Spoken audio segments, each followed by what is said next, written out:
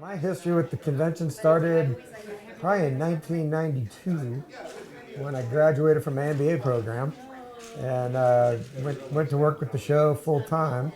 And I think we were at the Hilton in Las Vegas at that point. And we used to go to the Hilton every year. And we were off the strip, so we were kind of isolated from everything. And we had our own little world there. And we were there, and I don't remember what year we moved over onto the strip. Um, but then, we were at Bally's and for the rest of that time period. And I'm kind of excited about coming here to San Antonio just because it's a little different.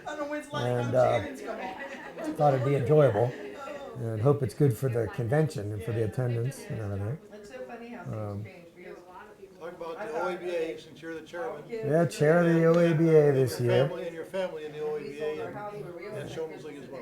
Yeah, and my father, of course, being the only surviving founder of the OABA, and I'm glad that I got to be chair while he's alive. He couldn't be with us here at the convention because he's having surgery tomorrow. So, but that and the conventions weren't always his favorite thing. So he doesn't really look forward to coming out to the conventions anymore. I think because he went to so many. They started way back, I guess, at the Sherman House in Chicago. It was where his convention started. So. Talk about the train. The train.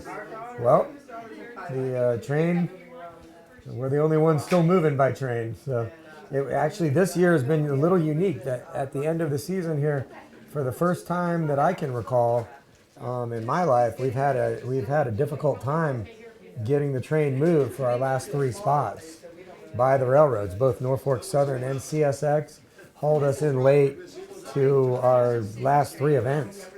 And I think that was brought on by the two hurricanes that came across the southeast. We got hit with two hurricanes, one in Virginia, and another one hit us in Georgia and South Carolina. So it was a really wet end to the season, but it presented a lot of difficulties, I think, for the railroads and tracks being washed out. And we had to make a lot of calls to get moved, even home. So the train didn't get home until yesterday. And normally it would have been home before Thanksgiving. So that's got us a little concerned. But How big is the train? How many cars? 54 cars. We don't care. We don't do coaches anymore. We're not moving our coaches with our staff, our bunkhouses and everything in them, just because the insurance got so high. So we're moving just flat cars with equipment on them, and that's worked well. We don't use the train for every move anymore. We use it for the larger, longer moves.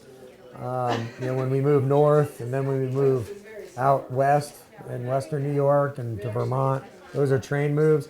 But when we get near New York City in the spring, we take everything off the train and move it by truck. Because we can't get the train onto Long Island easily, and we play quite a few Long Island spots. The tunnels and bridges and everything are smaller than they can accommodate with our flat cars with the big equipment on it. So we've got to Talk about the challenges of the OABA this year. You're this year's chairman. the 2018. Yeah, 2018. I think probably the biggest challenge we were posed with this year was Bob Johnson's retirement. He's been with us for 23, 24 years, and he's been the face of the organization and done such a tremendous job that I know that the committee that we formed is taking it very seriously.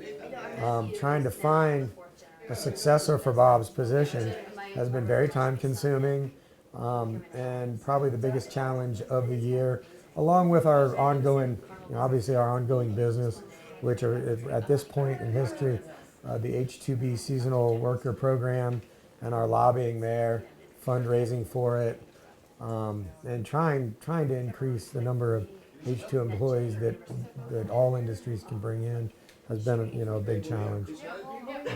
But really, we're going to miss Bob, and finding a good successor for him has been a big job. It's gone well so far. I think we're near the end of the process, and hopefully it will go well.